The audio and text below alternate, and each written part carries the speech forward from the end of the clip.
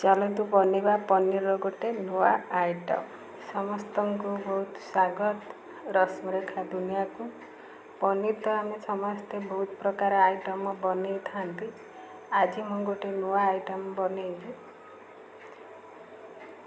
चलतु एक बनइबा स्टार्ट करवा। मात्र 20 ରୁ 25 मिनट भितर ये पनीर आइटमटा तैयारी हो जिवो।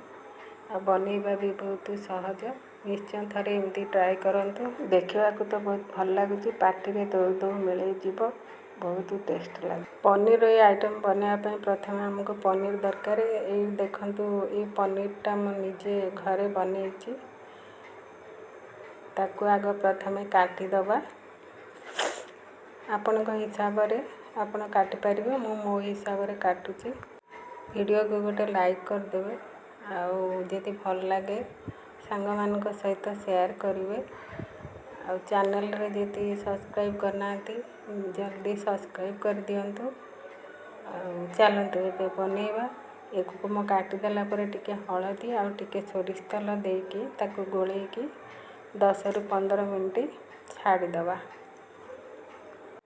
ये बनइबा तो सहज किंतु खावाई बहुत टेस्ट लगे। भात रुटी सबुति खाईपर।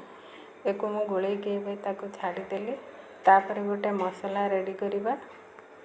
मसला नहीं सोरिष काजू गोलमरीच जीरा धनिया अदा आ कंचा लंका आ पोस्त जदि आपण माने पोस्त दे पारिबे। चारुमगज भी दे पारिबे।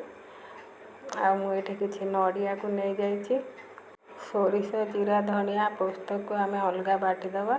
तापर काजू तक बाटिक बाहर करदबा। तापर जो काजू आ नडिया आ मु एठी देइछि किछि क्षीर सर ताकू अलग बाटी नवा। दुईटा को बाटी कि रेडी करके रखीदेली। सब एकाठी करदबा सब मसला को।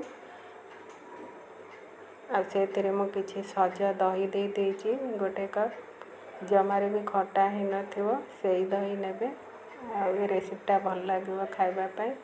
सब जाक को मु देखंतु गोटे बाउल रे गोलेकी रेडी कर देली। गोलई सारा पर मुझे स्वाद अनुसार लुण देदेली। आ गोटे चामच तेल देदबा। आपण माने जो तेल चाहिए नहीं पारे। मुझे सोरिष तेल दे देइछि। ये आइटमटा हैदराबाद रे खाई आ मते भल लागला। मुझे पचारिले एटा केमिति होउछि से बतैला पर मुझे करुछि फर्स्ट टाइम। गोले सारा पर जो पनीर को आम गोले की रखी थे से पनीर तापर देदबा। आ दीटा कंचा लंका तापर देदबा। आ टिके देदबा चीनी ऊपर देकी ताकू ढांकन ढाकीदबा। एबे ताकू कभर लगेदबा। लगेकी ताकू साइड रे रखी नबा। एबे आमे कौन करवा ना गैस लगेबा। आ से गोटे कड़ाई रे नहीं जाइछि पानी। आ तापर गोटे प्लेट दे दीजिए। आपण मानकर जति स्टैंड थिवो स्टैंड दे देबे। तापर ये जो टिफिन आम रेडी करथिले से टिफिन को दे देबा। आ ऊपर गोटे कवर लगे देकी ताकू 20 मिनट गैस रे बसई नबा। बस किछि परिश्रम नहीं। बिना परिश्रम रे बहुत टेस्ट लगे। ये देखते 20 मिनट हो गला पर मो ढांकन खोल आपण मान देखी आमर पनीर रेडी हो गला। आ आइटम ना कौन दबा आपण मैंने कमेंट में कहे।